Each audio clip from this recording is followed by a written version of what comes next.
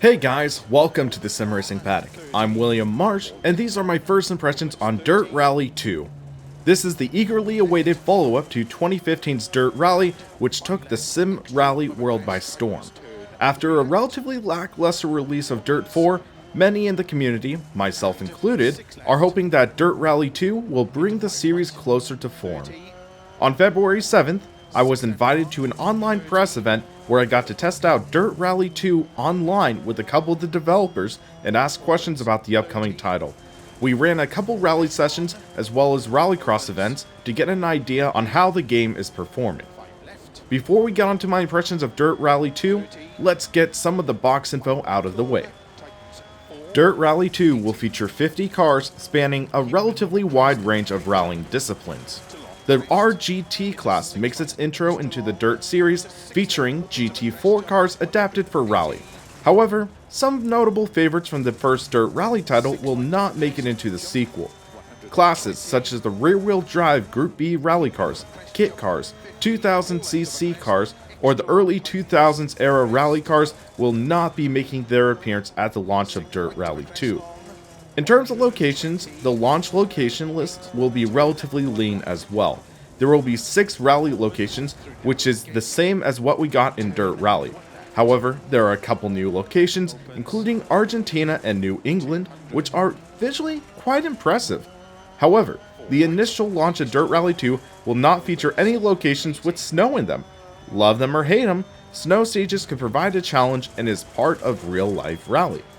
One thing I do want to mention though is that Codemasters is making a solid promise for post-release support for Dirt Rally 2. They have announced that they will be adding at least 6 more locations and 12 more cars to the title with post-release DLC. The DLC will be in the form of seasons and will release roughly 3 months apart.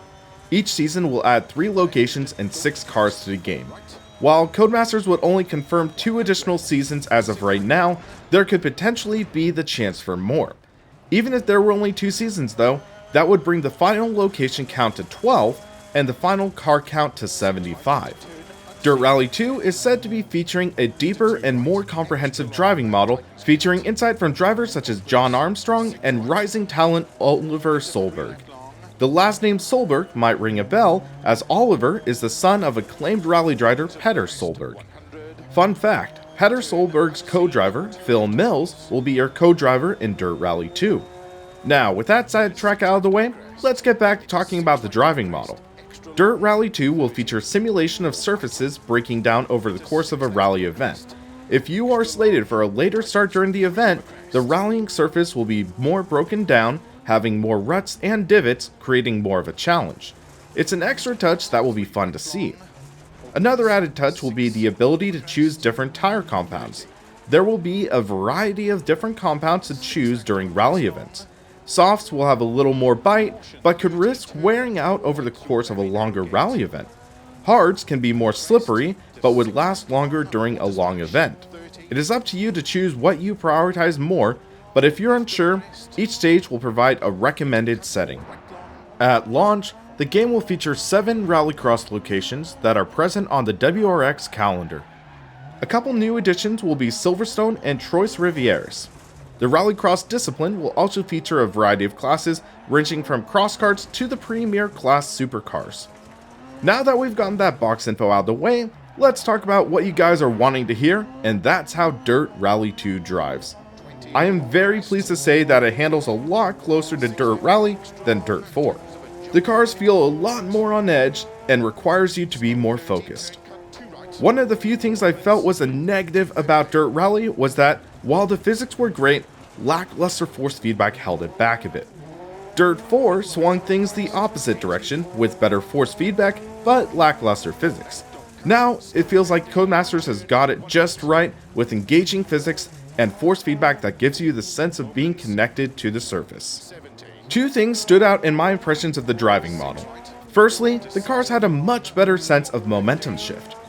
I was able to get a better feel of the car through the turns, and that allowed me to handle the car a lot better than I was able to in Dirt 4. Secondly, I got a better sense of how to get the car into a slide and how to control it with the pedals.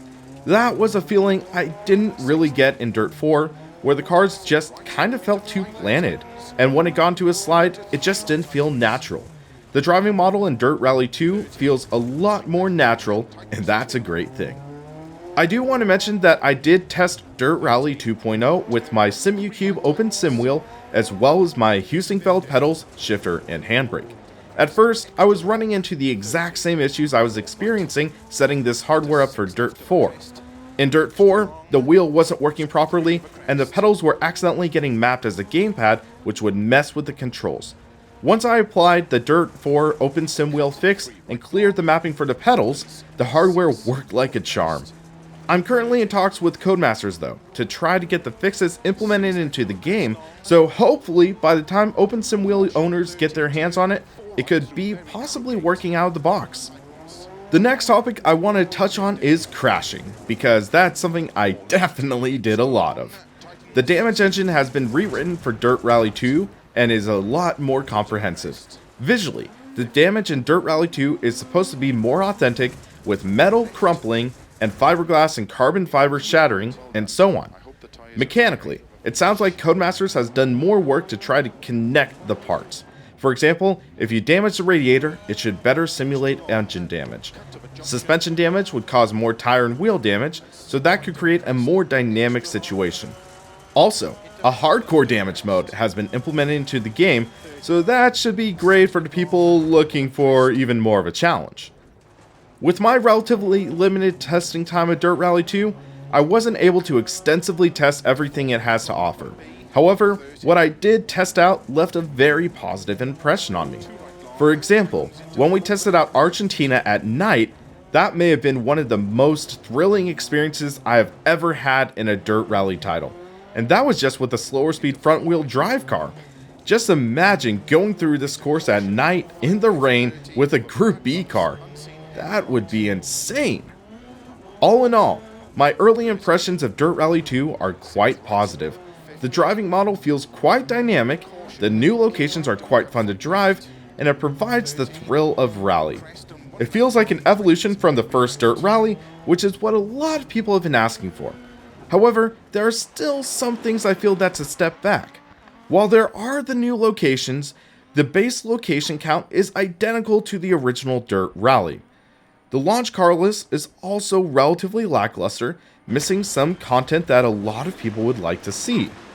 While we do have the promise of post-release content, it's still a bit of a crapshoot as to what we'll get.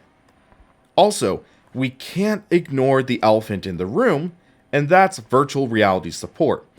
When virtual reality support was added to Dirt Rally, that turned the Rally title into one of the must-have VR experiences.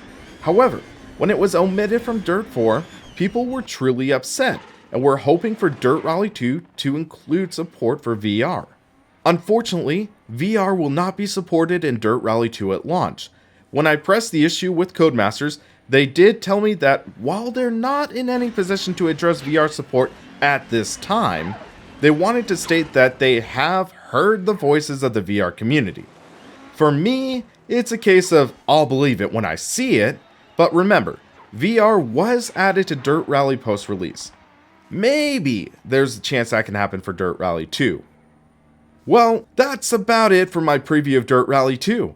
Unfortunately, I didn't get to test out any part of the new My Team mode in the game, but I will definitely make sure to give that a spin ahead of my review later this month. I would love to hear your thoughts in the comments. Do you feel that Codemasters has done enough for this title to justify the Dirt Rally 2 moniker? Let us know in the comments. Also, if you like this video, hit that like button and subscribe so you can help keep us on track. For the Sim Racing Paddock, I'm William Marsh, and you have a good one.